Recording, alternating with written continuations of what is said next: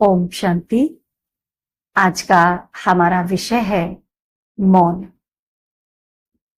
मौन हम किसको कहेंगे? क्या अगर हम मुख से नहीं बोल रहे हैं, क्या वो मौन है? हम मौन करते हैं तो क्या करते हैं? मुख से हम बोलते नहीं हैं। जैसे हमने सोचा कि आज हम मौन रखेंगे पूरा दिन, तो हम क्या करते हैं? हम मुख से पूरा दिन बोलते नहीं हैं। ये हमारा मौन हो जाता है। लेकिन क्या वास्तव में यही सच्चा मौन है? जब हम मुख से नहीं बोल रहे हैं, तो क्या तब भी हम नहीं बोल रहे होते हैं? बोल रहे होते हैं, अवश्य बोल रहे होते हैं। कैसे? हमारा मन उस समय क्या कर रहा होता है? मन में कितने संकल्प चल रहे होते हैं। तो जब हमारे मन के अंदर संकल्प आ रहे हैं, हम मुख से भी ज्यादा बोल रहे हैं। जब हमारा मुख का मौन नहीं था, तब हम उतना नहीं संकल्प चला रहे थे। जब हमने मुख का मौन किया तो हमारे संकल्प ज्यादा चल। तो उस मौन का हमें क्या फायदा होगा? केवल जो बोलने से एनर्जी शरीर की वेस्ट हो रही है वो बचेगी। बाकी जो मन की शक्ति है, जो आत्मिक बल है, वो तो नहीं बचेगा। आत्मिक बल कैसे बचेगा? मन का बल, मन की शक्ति, वो कैसे बचेगी जब हम मन का भी मौन करेंगे? ऐसे तो जब बच्चा जन्म लेता है, हम देखते हैं बच्चा जन्म लेते ही रोता है, क्योंकि उसको भाषा नहीं आती उस समय। जब वो गर्भ में होता है तब उसका मौन है पूरा समय, और जैसे ही वो बाहर आता है तो वो रोना शुरू करता है सबसे पहले, क्योंकि उसको कोई भाषा नहीं आती है। जैसे कि उसने अपना मौन तोड़ दिया, ऐसा हम समझ सकते हैं। और फिर जब वो बोलना शुरू करता है तो कितना बोलता है, पूरे जीवन भर में कितना बोलता है इंसान। दो मौन हो गए। एक हो गया मुख का मौन। जब हम कहते हैं आज हम पूरा दिन मौन रखेंगे, आज हम पूरा दिन किसी से बात नहीं करेंगे, आज हम पूरे दिन अपने मुख से कुछ नहीं बोलेंगे, तो ये हमारा हो जाता है मुख का मौन। हम मुख से कुछ बोलते नहीं है। और दूसरा है मन का मौन। अब मन का मौन क्या है? मन के मौन भी दो तरह के हैं। एक है कि मन से हमने संकल्प किया कि आज मैं पूरा दिन अपने मन में कोई भी व्यर्थ संकल्प नहीं चलाऊंगा या चलाऊंगा, या मैं कोई भी निगेटिव, नकारात्मक विचार अपने अंदर नहीं लाऊंगी, या मैं किसी के लिए भी कोई भी गलत भावना अपने अंदर नहीं लाऊंगी। तो एक ये मौन हो गया मन का।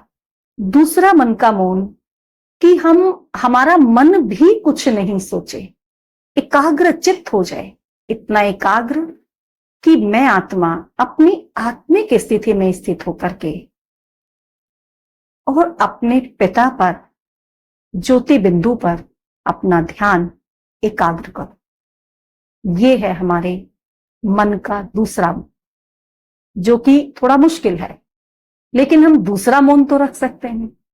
हम अपने मन से कोई भी व्यर्थ ना चलाएं, कोई निगेटिव ना चलाएं संकल्प, कोई भी हमारे संकल्प नकारात्मक ना हो, और किसी के लिए भी हम कोई भी गलत भावना अपने मन में न लाएं।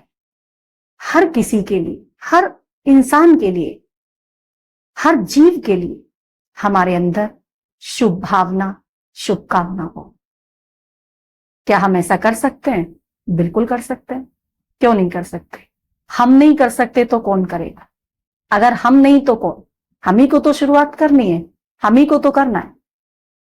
तो मौन के महत्व को समझते हुए, मन के मौन के महत्व को समझते हुए, मन के मौन का हमें अभ्यास करना है। तो इस अभ्यास को कैसे करेंगे? इसके लिए हमें थोड़ा सा आध्यात्मिकता की ओर आना होगा, थोड़ा आध्यात्म को अपनाना होगा, थोड़ा अपने आप को समझना होगा, अपने आप को जानना होगा। मैं कौन हूं, मैं कहां की रहने वाली हूं, मैं कहां से आई हूं, मेरा पिता कौन है, कौन है जो मेरा पिता है, जो इस संसार को चलाने वाला है, इसको जानना होगा। और जब हम अपने आप को जानेंगे, मैं आत्मा हूं, मैं कौन हूं, मैं आत्मा हूं।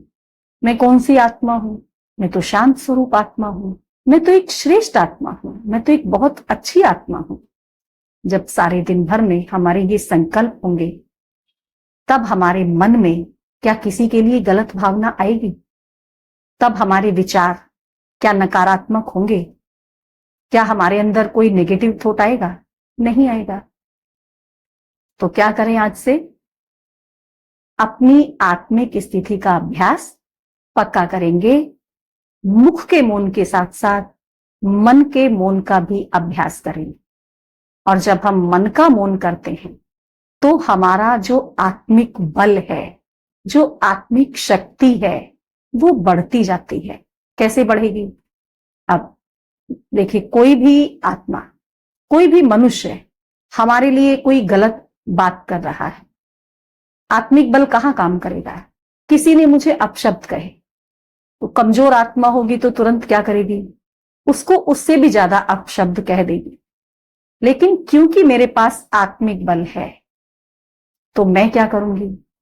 मैं उसको अपशब्द नहीं बोलूंगी, अपितु उसके लिए शुभ भावना और शुभ कामना का विचार जाए कि इसका भी भला हो। ये हम कब कर सकते हैं? जब हमारे पास आत्मिक बल होगा। और आत्मिक बल कहां से आएगा? आत्मिक बल अपने पिता को जानने से, अपने आप को जानने से और स्वयं को जान करके अपनी शक्तियों को इमर्ज करने से। जब मैं आत्मा अपनी शक्तियों को इमर्ज करूंगी, मैं कौन सी आत्मा हूं, मैं कितनी शक्तिशाली आत्मा हूं, मेरे अंदर ऑलरेडी कितनी शक्तियां हैं, तो मौन से ताकत मिलेगी। मुख के मौन से क्या होगा? मुख के मौन से भी ताकत मिलती है। ऐसा नहीं कि मुख का जो मौन है वो बिल्कुल बेकार है। मुख का मौन भी बुरा नहीं है, अच्छा है। मुख का मौन करने से हमारी शारीरिक एनर्जी बचेगी। और शारीरिक एनर्जी के साथ साथ जब हम मुख का मौन करते हैं ना, तो उसमें हमें और भी बल मिलता है। क्यों? क्योंकि हम पूरा दिन कुछ भी नहीं बोलेंगे, पूरा दिन कोई व्यर्थ नहीं बोल रहे, पूरा दिन कोई खराब बात किसी को नहीं बोल रहे। और दूसरा फायदा क्या होगा कि मुझे अपने अंदर का चिंतन समझ में आएगा कि मैंने अपने अंदर क्या चिंतन किया, आज दिन भर में मैंने अपने अंदर क्या चिंतन चलाया, मन क्या कर रहा था। मुख से बोलते रहेंगे तो समझ में नहीं आएगा पूरे दिन आज हमने क्या किया, क्या क्या हमने सोचा। हम कभी बैठकर सोचते भी नहीं कि हमने क्या सोचा है। लेकिन जब हम मुख का मौन करेंगे तो हमें समझ आएगा कि आज पूरा दिन हमने क्या क्या चिंतन चलाया, तो उसको परिवर्तन कर सकते हैं। हमें कोई बात समझ में आई कि हमारे अंदर ये कमी है, तो हम उसको परिवर्तन भी कर सकते हैं। तो हमें दोनों महत्व को समझना है, दोनों मौन के महत्व को समझना है। मन के मौन का महत्व भी समझना है और मुख के मौन का भी महत्व समझना है। तो मुख के मौन के साथ साथ मन का भी मौन करना है हमेशा।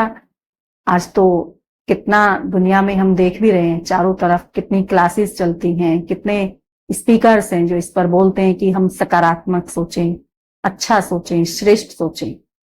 तो हमें यही करना है। लेकिन इसके साथ साथ हमें मन का एक दूसरा मौन भी धीरे धीरे करना है, उसका भी अभ्यास करना है। वो कौन सा अभ्यास है?